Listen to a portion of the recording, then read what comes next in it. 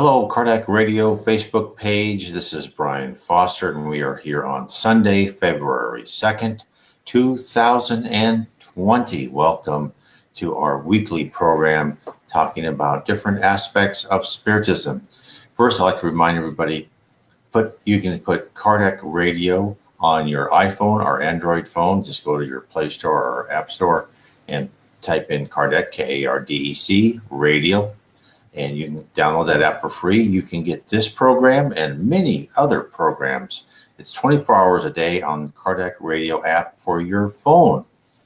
Also, please tell your friends and join yourself for Kardec Radio Facebook page, where we have a variety of wonderful people talking about Spiritism on the Kardec Radio Facebook page. So I would encourage everybody to do that. Now, for myself, you can look at my articles. You can go to my site, nwspiritism.com. I have all my articles, I have links to my books, links to my other Facebook pages, and to my YouTube and BitChute channels, which this video will be posted after we're done live streaming to YouTube and to BitChute. Please subscribe, ring the bell, comment, please like it. It helps the algorithm, helps other people find Spiritism, which is what we're here, is to educate people and to simply lay out what is the reason you are here on earth. That is what the Spirit of Truth came to help and coordinate. Allan Kardec, the great codifier of Spiritism in the 1850s. So tonight we're talking about Blessed are the Meek, which is chapter 9 of the Gospel according to Spiritism, which I recommend everyone read right after you read this wonderful book, the Spirit's book, which is the headwaters, if you so to speak, of Spiritism. So this is a series of 1019 questions, which Allan Kardec asked.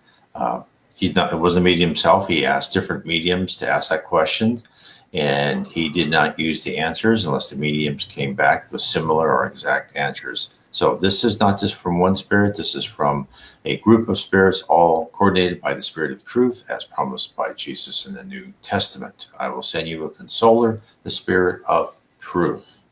So let's get into what we're talking about tonight, which is a very exciting one, which is, this to me was one of the ones I did not, as many of them, when I read the New Testament, I said, the meek shall inherit the earth.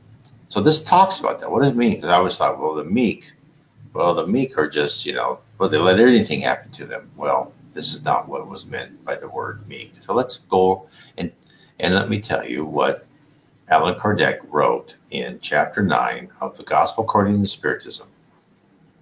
So he starts out with the passages from the New Testament. Blessed are the meek, for they shall inherit the earth. Matthew chapter 5, verse 5. Blessed are the peacemakers, for they shall be called the children of God, which is Matthew chapter 5, verse 9.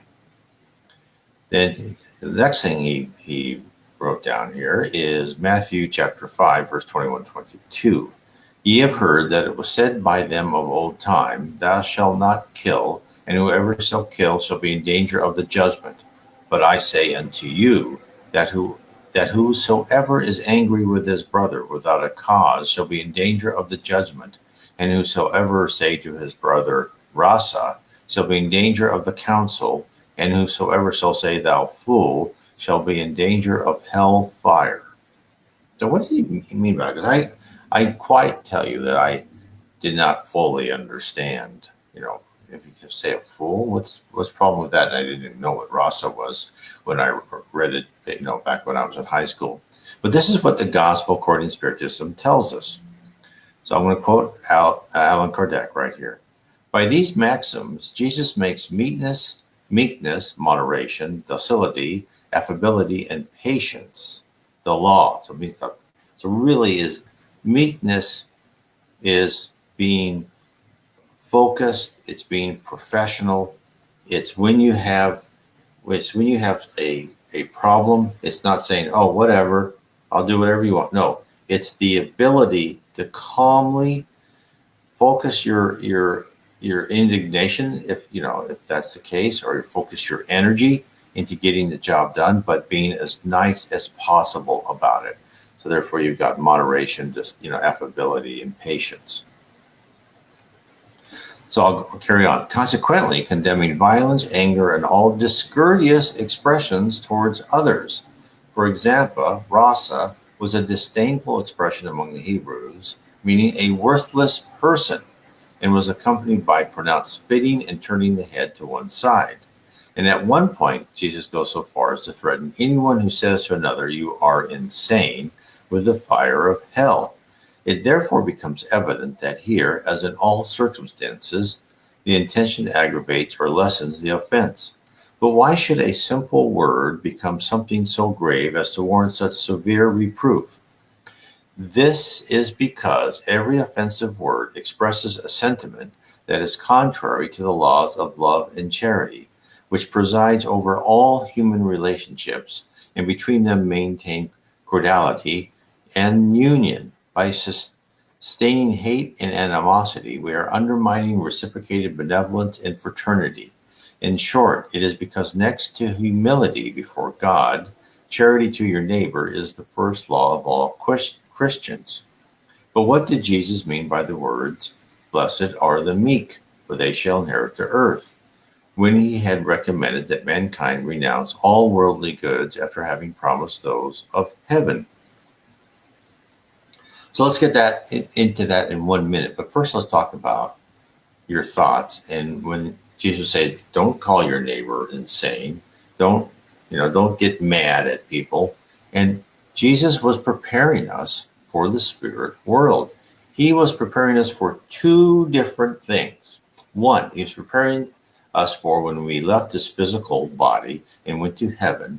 And we're in heaven where thought is action. And so it wasn't just enough to say, speak. If you can't say something nice, don't say anything at all, like everybody's mother told them. No, you're not supposed to think badly either, because when you are in heaven, your thoughts are an open book. People can read your thoughts, and therefore you keep your thoughts in. You be cordial, you be loving, you be nice to everyone, and as was said in other books by the Chico Xavier, when they're talking about different people that might have been rude or whatever, is that every time they saw this happen, that person who was rude or short-tempered at the time had something that was hurting them, or something in their life that was not easy, and they were stressing about it. So please, don't just react like I have in the past. When someone does something, you just react just twice as bad. No, try to be nice and maintain your cordiality. So that was one of the first lessons. Now, the other lesson involved in this is that when you offend people and when you belittle people or you actually do something bad to them, Jesus is actually foreshadowing all the fact that we have many, many lives, reincarnation and karma. And in fact, the fact that we go through many lives, and what happens is there's spirits all around us. And if we do something wrong for spirits, they may wish revenge or try to obsess us when we're in the physical world, or even in the lower zone or in the spirit world, where they can get to you, is for something that they thought that you did horrible to them. And now they're trying to extract justice in their minds. We could call it revenge, but in their minds is probably justice, even though they may not be a level to know that. Don't worry about justice. God and the spirit world will make sure everyone learns their lesson. Karma is absolute. For every action, there is a reaction. We've been told that over and over again. That's what, again, I tell people all the time. Don't worry about you trying to say, "I'm going to teach them a lesson," or "I can't believe they did this to me or my friend. I'm going to, really get back at them." You don't need to. For everything they did, and you too, that everything they do in the life they're living now will determine their next life, or even maybe actions, in the future in their present life. So you don't need to ever teach anybody a lesson. You don't, of course, yes, if someone does something criminal, they need to go to prison and stay out of society. I'm not saying that, but I'm saying you don't need to personally make sure that justice is done, because justice will always be done. And in justice, really what you should say and think is that person shall be educated in their mistakes, because Jesus and the spirit world never punishes anybody. They educate them. It may seem to us at the time, I fully recognize this, that it feels like punishment, but it's for our education. It's just like, putting that 4-year-old in a corner and they're crying and think you are the worst parents in the world because they couldn't paint on the wall or do something like that. But you're doing it for their own good, right? You can't let them paint on the wall. They could go over their neighbors and paint on the wall. What would happen then? So they have to be educated, and you're not punishing them, you're teaching them. The same thing with us. Now, let's carry on by what Allan Kardec said, "Blessed are the meek, for they shall inherit the earth." So this is his explanation, which has helped me a lot. I'll quote from Allan Kardec. "While awaiting heavenly riches, mankind has need of the earth on which to live. Jesus is only recommending that we do not give more importance to worldly goods than to others. By these words, he wishes to say that till now, worldly goods have been monopolized by those who are violent, to the detriment of the meek and pacific, who frequently lack even the necessities of life, while others have excess. Jesus promises justice will be done on earth as it is in heaven, because the meek will be called God's children. When humanity submits itself to the law of love and charity, then selfishness will cease to exist, the weak and peaceful will no longer be exploited, or crushed by the strong and violent. This will be the condition of the earth when this planet becomes a happy world, because it has rid itself of all evil, according to the law of progress and the promise made by Jesus. Benevolence towards one fellow creatures."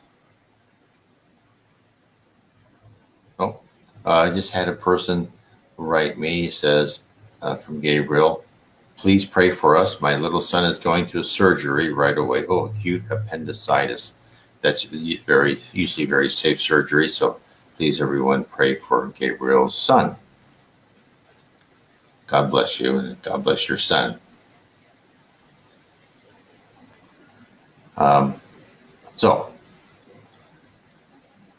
let me read this. "Benevolence towards one," this is from Allan Kardec, "towards one's fellow creatures was as a result of loving your neighbor, manifests itself in the form of affability and mildness.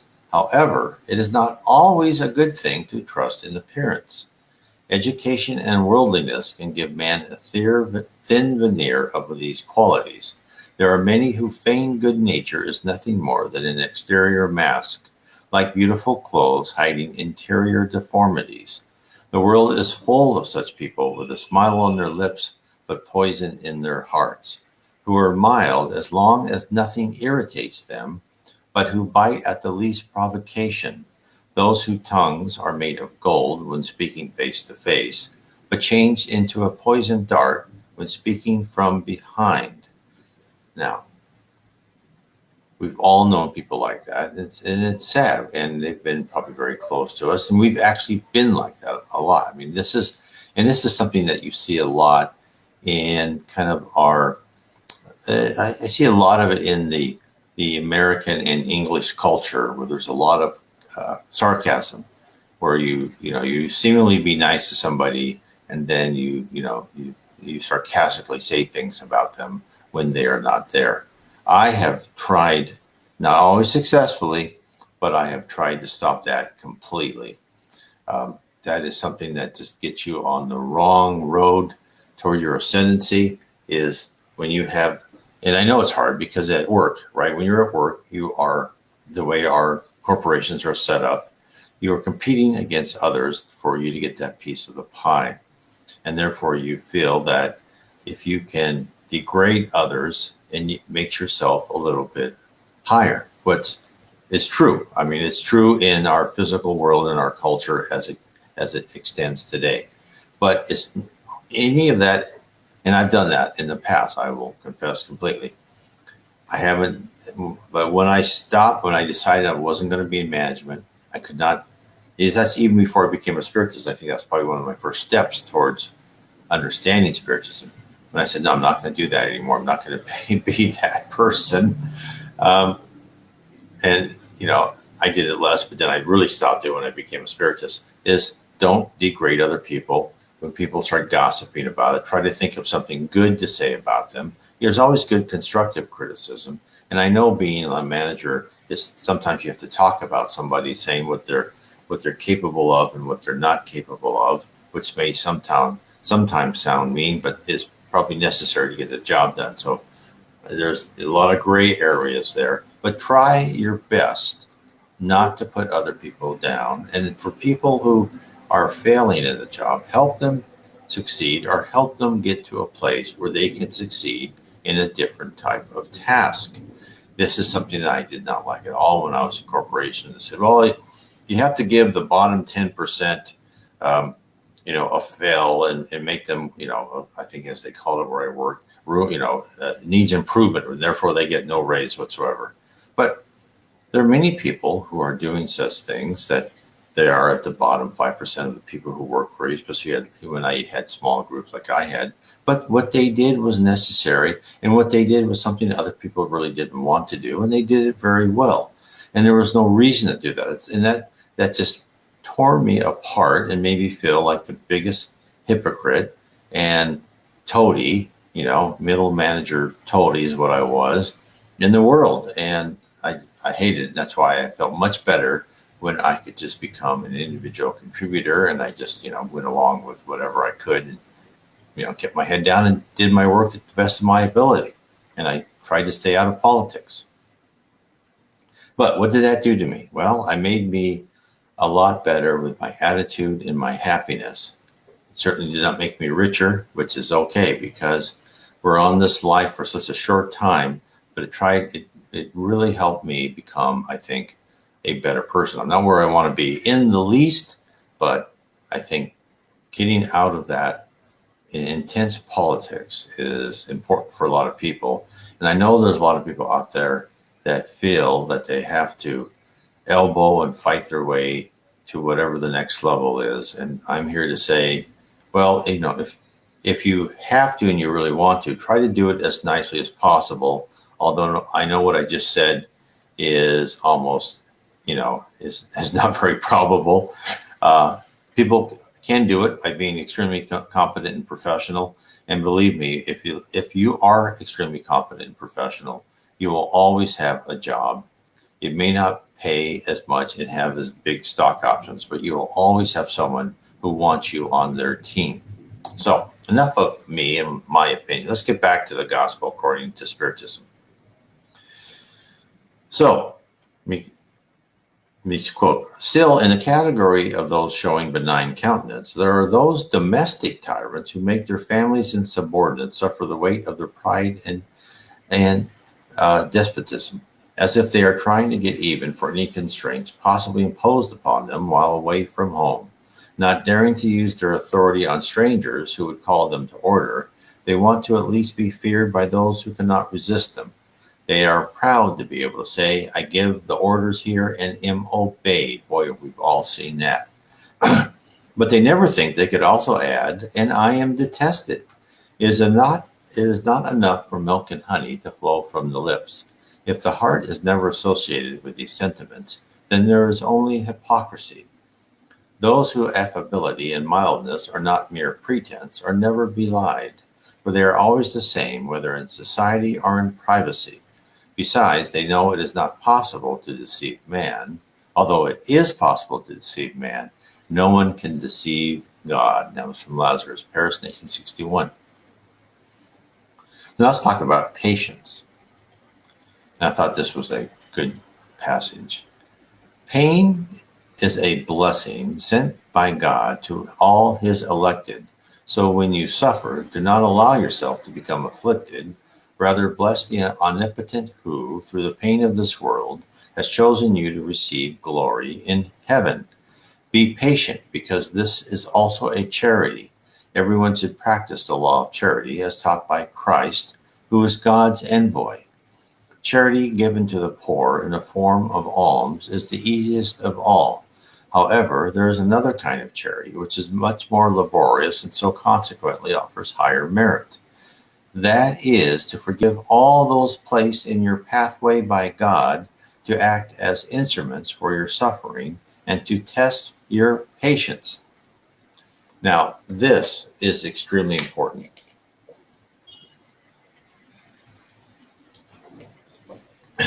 In my book, How to Live Inner Peace Through Spiritism, one of those, actually two of the lines of the 24 stanza poem one is patience and the other is forgiveness. And I talk about these things and what they mean and what does patience and forgiveness mean, because it's very important. I'll show you, here's the book. I go through each one of those, and there's two of the chapters. One is about patience, the other is forgiveness. And boy, is that important. Now, why is patience and forgiveness important? Let's go to patience. I used to be the most impatient person in the world. And I always wanted stuff, I wanted it now. But we are told over and over again in these great books by Chico Xavier and other spiritist mediums who psychograph important information from spirits, is you have to be patient to let certain things happen at their own time. You have to tell someone, okay, how would you solve that problem? And then sometimes let them fail so they understand how to solve the problem correctly. You can't just give orders. And I've seen this in many companies where they just give orders. Oh, you have to do this. And then all you have are robots and people sit at their desk waiting to be given orders and they have no initiative whatsoever. So it takes patience, especially with children, right? You know that with children. It's the same with other adults. Be patient and then be patient with yourself. You're not going to get where you want to be right away. You're not going to, get that car or house that you want. And then, if you're patient and you work for it and you pay for it. And then also many times you'll be amazed if you're patient and you're patient enough that by the time you are ready to get what you want, you don't need it. Patience brings a lot of wisdom, and wisdom is part of wisdom is know when to be patient and know when to start a solution. Because when the spirits say, when they try to help, when a guardian angel tries to help you, they don't say, oh, okay, yeah, you got money problems. I'm gonna go in your bank account and put in a lot of money and I'm gonna wipe out all your debts. Now, that would be an impatient way to solve a person's monetary problems. But would that teach the person anything? No. That person needs to go through the long, drawn out process, try and pay off the debts if possible, or know how to, dispatch the debts if they have to do it through a legal method. But to go through all that and understand not to get themselves caught in that again, because if they are rescued from that error, then they'll just make it again because they'll think they're rescued. So it's important for everyone to have patience when they're trying to help people and get them to a better place, and to understand if you just solve the problem, then you're actually hurting those people. They need you. You have to give them the ability to figure out the problem themselves and give them help and support as they do that. Now, let's talk about another thing, which is forgive. And I think one of the important parts is, and this is the important point, they say forgive, and the quote was, forgive all those placed in your pathway by God to act as for your suffering and to test your patience. Now, what I tell people is, and of course, we're all every day. I mean, come on, every day and at work and at home and your neighbor or you're on the highway, there's always someone who's doing something to you that you're like, oh, and you just get mad right away or whatever. And there's people who do even worse things, steal your money or all that type of stuff. So this is how I tell people to think of these. Almost nothing happens by chance in the spirit world. Therefore, you have to think of life like a play. And we all have our lines to say, and we go through the play. And as a play, there's a character. And that character, if the play is good, is meets other people, discusses with other people, things happen, and that character grows as a person. But you have to consider that you are you're the star in your own play. And these other people are playing parts to help you grow as a person and to write your story. That person who, who stole your purse is someone that was there to cause that little bit of discomfort and, just displeasure and wasting your time. And that was all for a purpose. That person who got that promotion by stabbing you in the back, that person was, just look at that person as an actor in a play, playing a part chosen by them. And then after the play is over, let's say when you go back to heaven or wherever, you all are, and after the play is over, you go to the bar and you're all friends, even though that person played a terrible villain in your personal play. Now that person, as I've said before, will at some time understand that what they did was incorrect. But then again, you have to think this through. What they did to you was most probably done because you did something similar to someone else in a past life. Therefore, when someone does that to you, you think, oh, okay, that person, just as Allan Kardec said, that person was there to teach me something. What should I learn from that? And therefore, you can forgive them because that person was just picked as an actor in the play. You were not able to choose that actor.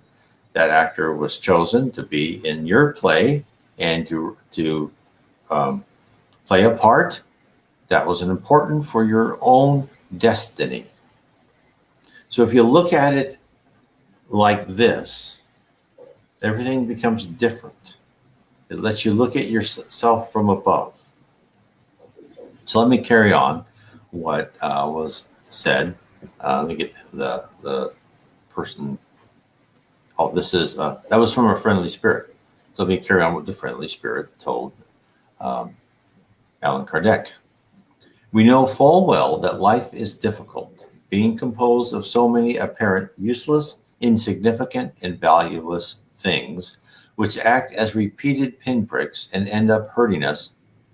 However, if on the one hand we observe with care the duties imposed upon us, and the other recognize the consolations and compensations received, then we must admit that the blessings are far more numerous than the pains. When our eyes are raised up to heaven, our burdens appear to be less heavy than when our brow is bowed down to the earth. Courage, my friends. Christ is your model.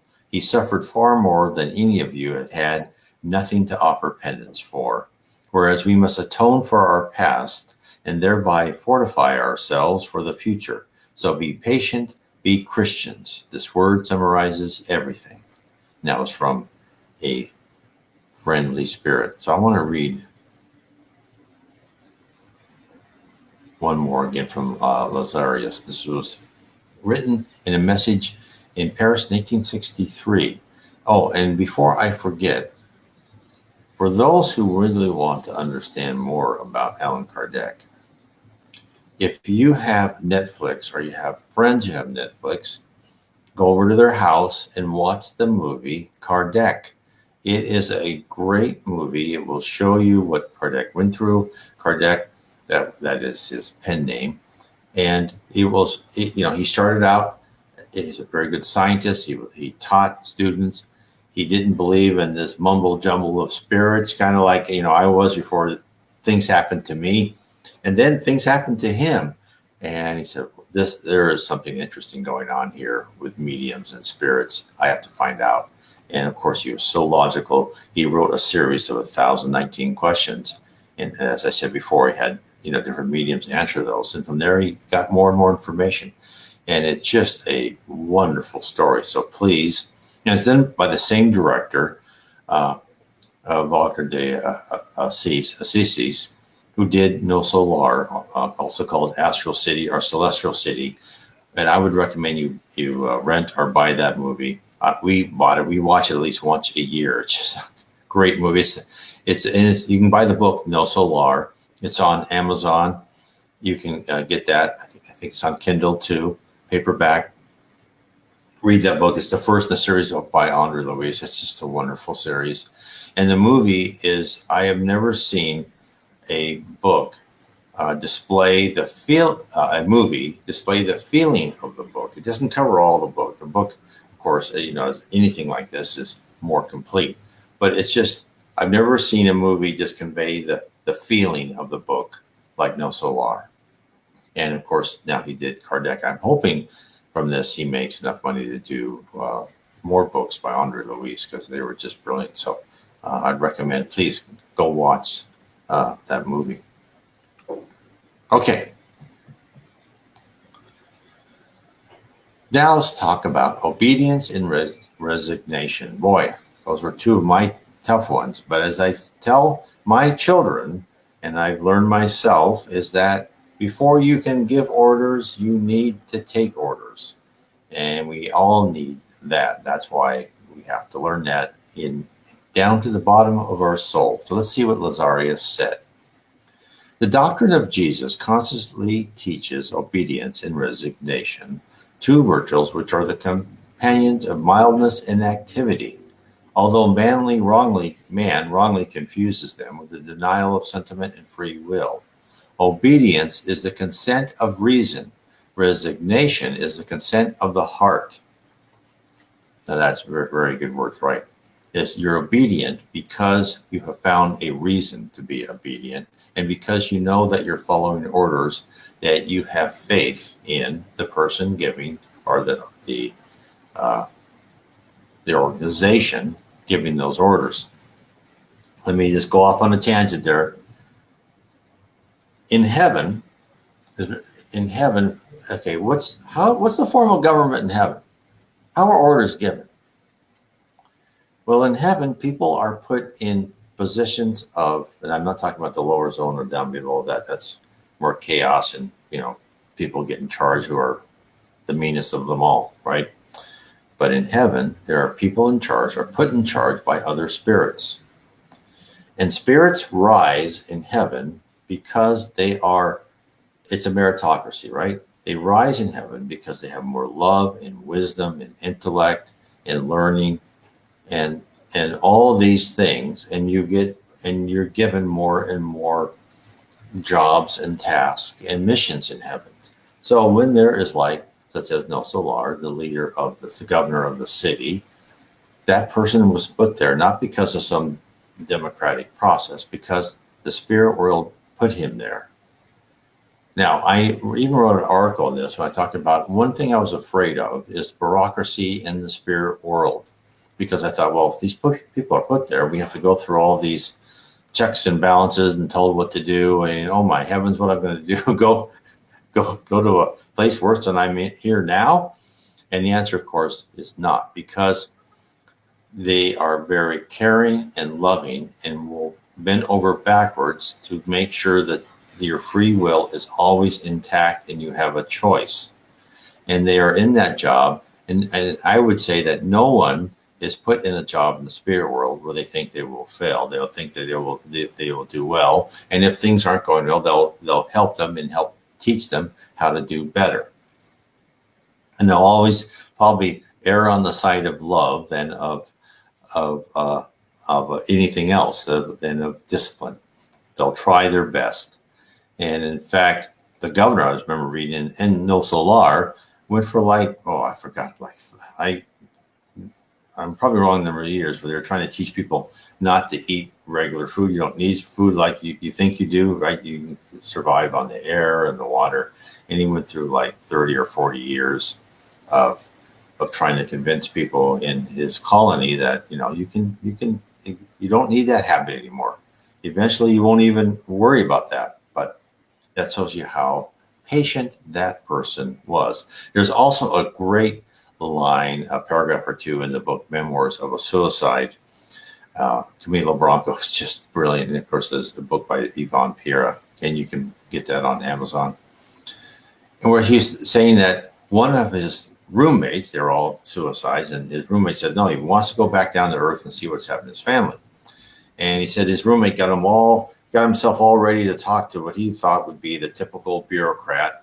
And he was going to have to argue with him and be, really mean about it. And he went in there, and the guy said, oh, my poor friend, I am so, don't say I'm this, I'm humble.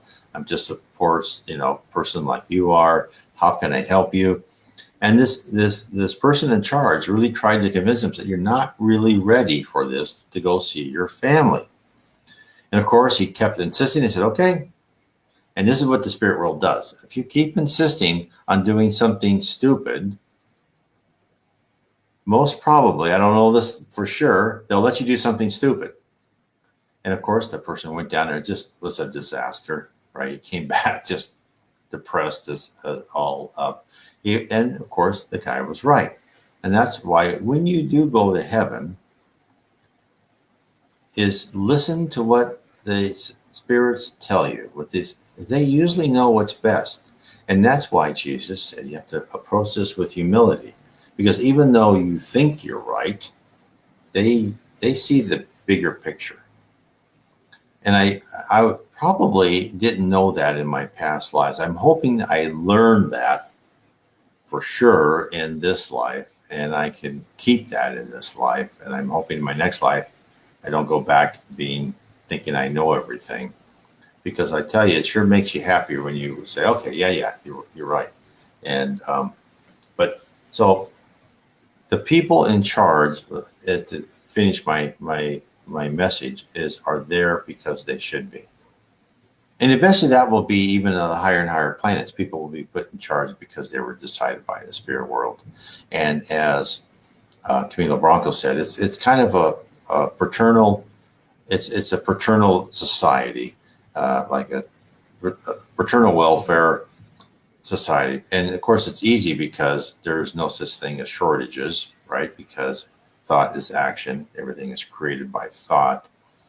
So there's a lot, so you have all this, the goods that you create, and therefore it's more of an orderly society, and it's more of getting yourself intellectually, emotionally prepared to rise. And of course, that's why there is the earth, because to get rid of all these primitive emotions out of ourselves, it really takes, not always, but the earth is a great place to do that, because that's where we can get the pain and suffering, where you won't have that in heaven. You'll have intellectual excitement, and you'll think things through, but to really get rid of those primitive emotions, this is the place to be, and this is why you have your trials and tribulations. Okay, so let me just restate what Lazarus said. Obedience is the consent of reason. Resignation is the consent of the heart. Both are active forces, since they carry the burden which has fallen upon them due to foolish revolt. The coward cannot be resigned any more than the prideful and selfish can be obedient.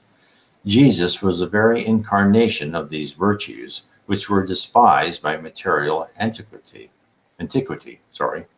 He came to earth at a time when Roman society was perishing in the failings of corruption.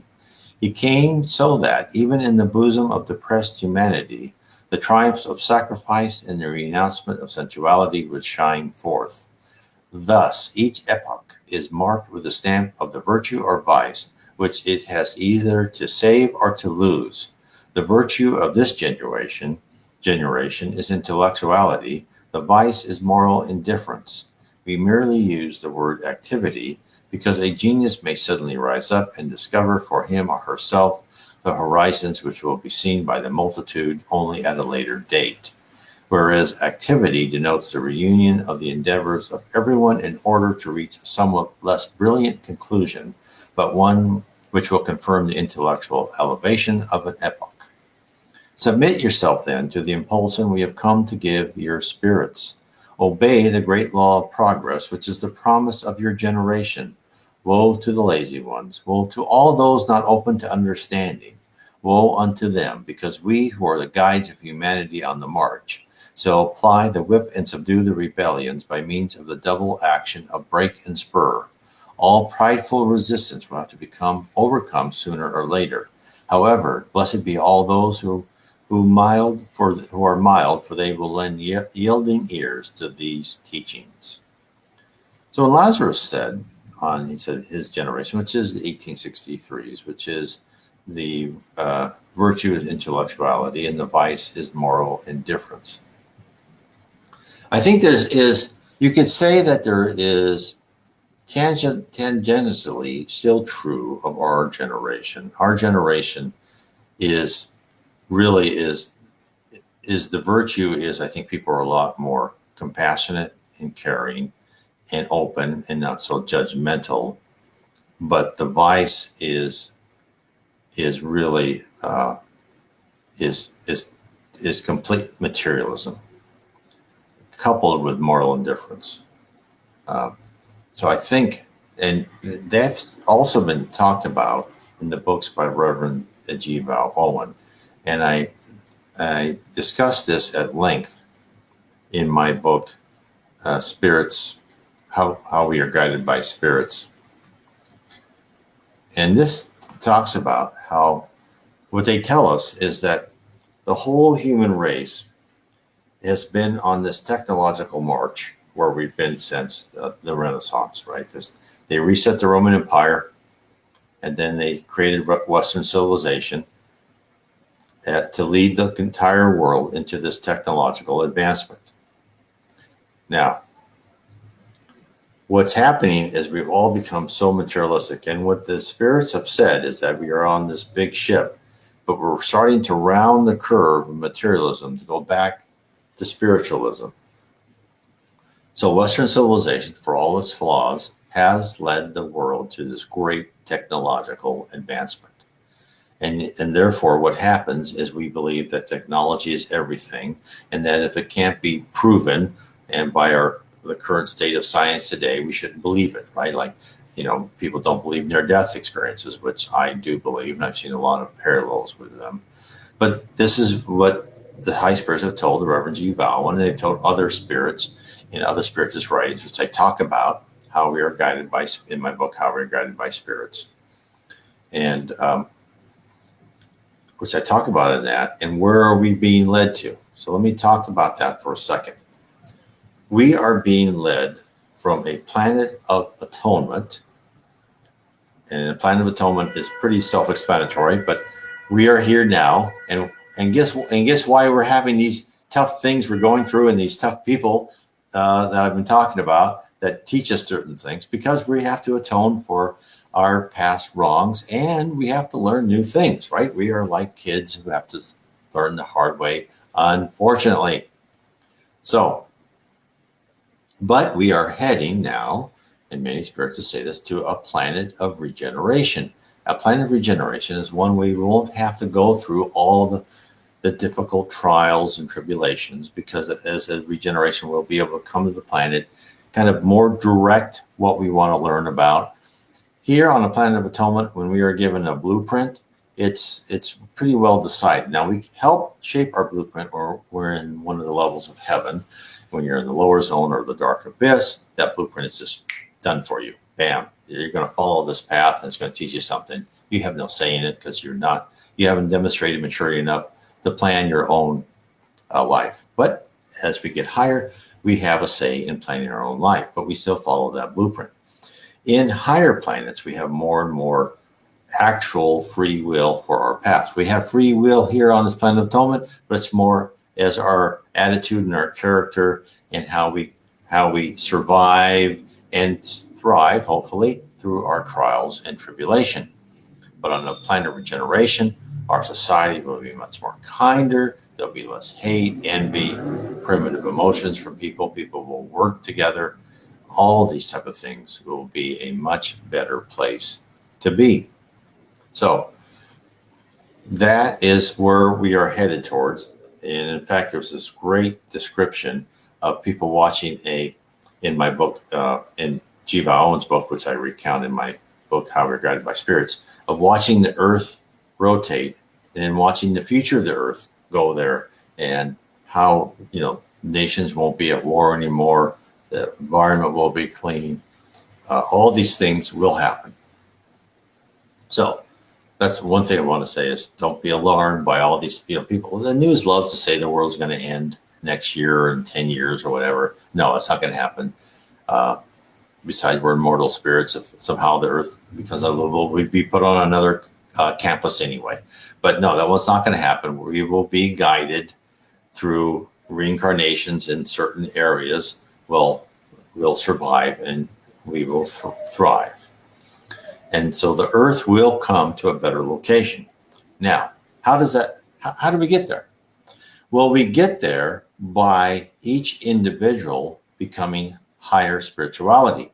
And this is where, when I say, please share this, talk to other people about Spiritism, whatever you can do, because the more we get people to become more spiritual, more loving, more charitable, more fraternal, honest type beings, what will happen is, as this was talked about, I think almost the last questions in the Spirits book, as more than 50% of the people become higher in spirituality and less materialistic, and with more advanced emotions, and get rid of their primitive emotions, the whole earth will start to transform, and it will start to lose some physical matter and become more into the plane of being a world of regeneration. So how fast will we be a world of regeneration? When will we get there? Well, I have good news and bad news. The bad news is it's up to each one of us. We all have to do our part. The good news is we can do it as fast as we can by each one of us doing the job as best as we can by helping people know that, yes, we understand you have to make a living, but try to deprioritize the materialism. Whatever material luxury you think you need in this life is not needed. There's nothing you're going to take away from this life except what's in here. This is all you're going to take. It's your personality, your character. That is the most important thing you are going to take with you. And if you've got a step up in reading about Spiritism, reading about how to start rewiring your brain so you have good thoughts, you think well of people, you try to do as much good as you can, you have a leg up, and you will start ascending much more rapidly in heaven. Spirits and other people tell us, is that, we go through life after life, and then finally we get one life where we're like, oh, the light went on. I shouldn't just do anything I can to fulfill my desires. I should try to serve people and supplement those primitive desires with ones of trying to help people. And then it's like, then you go on a hockey stick of helping your spirituality. So if you can start on that journey in this life, you will be in great shape for your next life. And if you don't want to go through the trials and tribulations you had in this life, let me tell you, do as much good as you can, because your next life is, the plan for your next life is being built upon what actions you take in this life. So that's how karma works, right? The process. This is things that we talk about in Spiritism. I talk about in my books, as how the whole process works, how the organization of the spirit world works, and what your part in it can be. I try to give you concrete, actionable information, so then you can decide how much effort you want to put into this or not. So anyway, I want to say thanks for everyone being here. I hope everyone has a great Sunday, and I am on every Sunday. Let me finish off with one other thing I wanted to show you. If you want to learn more about Spiritism, you can go to the site spiritismstudy.org. There are several of us that are there that you can go and get an appointment with one of us. What will happen is you'll say, hey, I'm on an appointment at 6 o'clock on Friday, for instance. I'll get it, let's say with me, Brian Foster. And then I will get an email saying so-and-so wants an appointment. I will email you back saying, I can talk to you at 6 o'clock Eastern time on Friday, and I can do it either by Skype or WhatsApp, or if you have an alternate methods. So, and then again, it doesn't cost anything. We're not going to say, oh, you have to study this. We're going to give you a test. No, none of that. None of that. We're just answer questions, have a conversation about what you want. How can I help you? You have, and all of these things. And believe me, I have so much fun talking to people. I would love it if you try that, and other people too that part of this program who help out. They just love it, and talking to people is just a great joy. And there's always something that I learn from many others. So anyway, please, I'll post this video into YouTube and BitChute, and you have a great Sunday night. God bless all of you. God bless and good night.